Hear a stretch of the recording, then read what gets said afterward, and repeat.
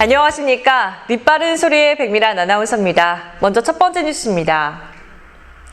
정부는 지난 24일 개성 남북공동연락사무소 개보수에 100여 원을 썼다고 밝혔습니다. 박상민 기자입니다.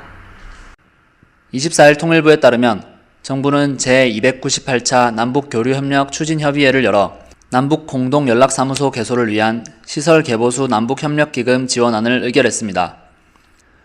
9월 말 기준으로 개보수 공사가 대부분 마무리됨에 따라 감리정산 등 사후 검증 절차를 거쳐 97억 8천만 원이 소요된 것으로 파악됐습니다.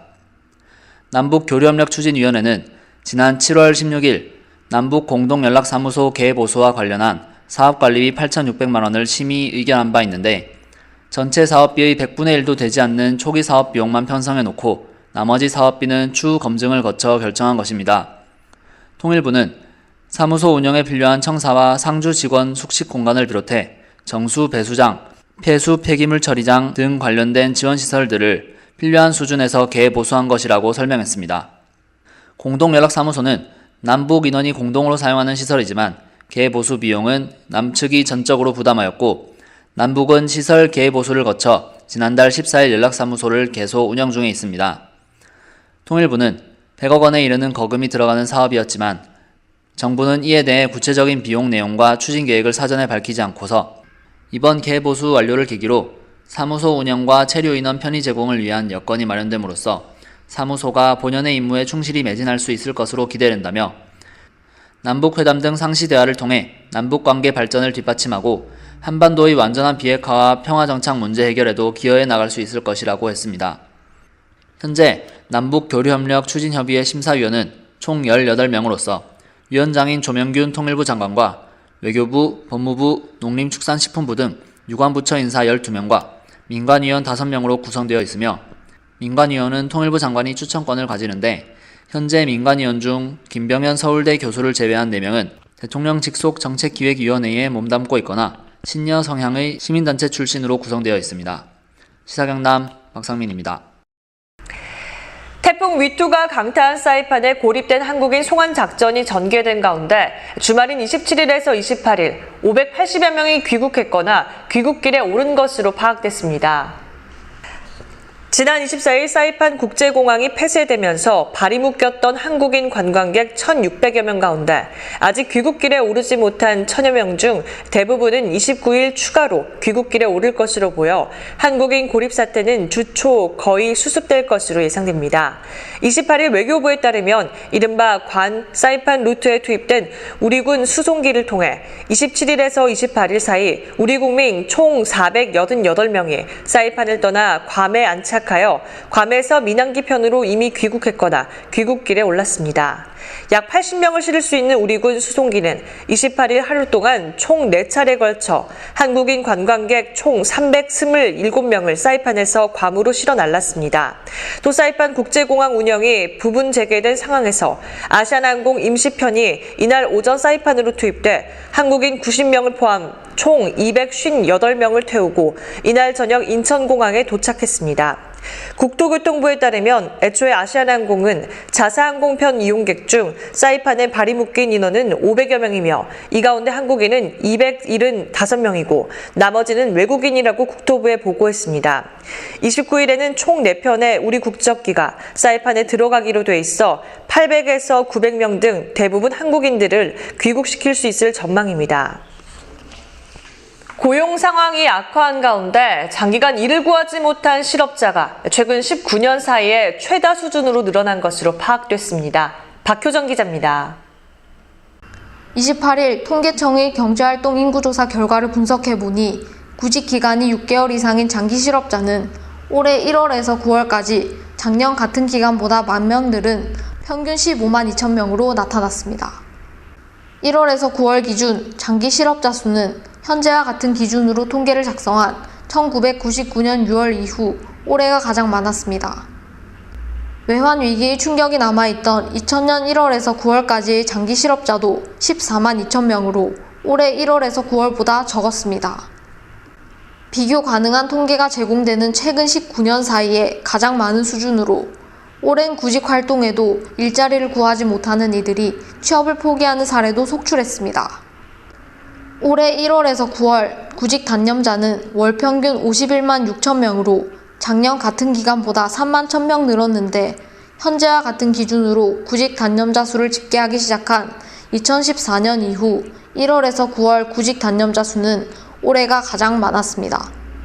한국고용정보원 통계를 분석하면 올 1월에서 9월 실업급여 지급액은 약 5조 377억 원으로 잠정 집계되었는데 작년 같은 기간에 지급한 실업급여 약 4조 929억 원보다 약 9,448억 원이 많았습니다. 이런 현상의 고용지표 악화는 한국 경제의 구조적 어려움과 맞물려 악순환하고 있습니다. 시사경남 박효정입니다. 경찰이 음주운전 단속 기준과 법정형을 강화하고 음주운전 2회 적발 시 운전면허를 취소하는 투 스트라이크 아웃 제도를 도입하기로 했습니다. 경찰청은 이 같은 내용을 골자로 하는 음주운전 근절 대책을 마련해 추진한다고 28일 밝혔습니다. 경찰은 앞으로 도로교통법을 개정해 음주운전 법정형을 상향하고 현행 단속 기준인 혈중 알코올 농도 0.05%를 0.03%로 강화할 방침입니다. 경찰 관계자는 현행법상 음주운전 법정형이 낮다는 지적이 계속되는 점을 고려해 법정형 상향을 추진하기로 했다며 술 한두 잔쯤은 괜찮겠지라는 의식을 차단하기 위해 단속 기준도 강화할 방침이라고 설명했습니다. 다만 법 개정이 필요한 사안이라 실제 도입에는 다소 시간이 걸릴 것으로 보입니다. 경찰은 음주 전력자가 음주운전 사망사고를 낼 경우 차량을 압수한다는 현행 지침에 중상의 사고를 추가할 방침입니다. 또 최근 5년간 4회 이상 음주운전을 한 전력자가 다시 적발될 경우 차량을 압수한다는 규정을 최근 5년간 3회 이상으로 강화하기로 했습니다. 음주운전에 대한 면허 행정 처분도 강화되는데 경찰은 도로교통법을 개정해 음주운전 2회 적발 시 운전면허를 취소하는 투 스트라이크 아웃 제도를 도입할 방침입니다. 고속도로 음주운전은 1회 위반만으로도 면허가 취소됩니다. 경남 지역 주택 10채 중 한 채 정도는 빈집인 것으로 나타나 대책 마련이 시급한 것으로 나타났습니다. 경남발전연구원은 최근 발행한 경남도 빈집 실태와 대응 방안이라는 제목의 정책 자료에서 경남 지역 빈집은 2015년 기준 약 9만 8천 채로 도내 주택 중 8.7%를 차지한다고 28일 밝혔습니다. 도내 빈집 비율은 2010년 6.7%에서 2015년 8.7%로 증가하고 있다고 경발연은 덧붙였습니다. 전국 빈집이 106만여 채로 전체 주택의 6.5%를 차지하는 것과 비교하면 도내 빈집 비율은 훨씬 높게 나타났습니다. 도내 빈집은 전국 빈집의 9.3%를 차지해 경기 13.4%, 경북 10.1%, 전남 9.7%에 이어 전국에서 네 번째로 많습니다. 빈집이 많은 이유는 매매, 임대, 이사가 39%로 가장 많고 일시적 이용 33.6%, 미분양 미입주 14.6%, 폐가 8.3%로 순으로 나타났습니다. 특히 빈집 중 단독주택은 장기간 방치되는 경우가 많았는데 단독주택 중 6개월에서 12개월 이상 빈집은 62.6%에 이르렀습니다. 이에 따라 경발연은 미분양 아파트를 사들여 청년층, 신혼부부, 중소기업 취업자들에게 중장기 임대하고 수요자 중심의 후분양제 등 주택 공급 방안과 단독주택 빈집은 공공기관이 우선 매입해 저소득층 가구나 빈곤층 청년층 등을 위한 장기 저리 임대주택 등으로 활용하는 방안을 내놓고 있습니다. 시장성이 없어 팔리지 않고 있는 방치된 빈집은 도시재생 뉴딜 사업과 연계한 다양한 활용 방안을 검토해야 한다고 밝혔습니다. 날씨입니다. 기온이 떨어지면 면역력도 함께 떨어지기 마련입니다. 당분간 북서쪽에서 찬 공기가 내려와 체감온도를 더 끌어내리겠습니다. 체온 유지에 각별히 신경을 더 써주시기 바랍니다. 오늘 아침 창원 8도에서 출발했습니다. 낮 최고 기온은 18도로 평년보다 3도나 낮겠습니다. 내일 아침 기온은 7도, 모레는 6도로 당분간 춥겠습니다. 따뜻하게 챙겨 입고 나가시기 바랍니다. 서부 내륙을 중심으로 낮부터 오후 사이에 산발적으로 빗방울이 떨어지는 곳이 있겠습니다. 현재 복사 냉각이 진행되면서 아침 안개가 뿌옇게 끼어 있습니다. 대기 확산이 원활해서 공기는 아주 깨끗합니다. 바람이 강하게 불기 때문에 비닐하우스나 시설물 피해가 없도록 점검을 꼼꼼하게 해주시기 바랍니다.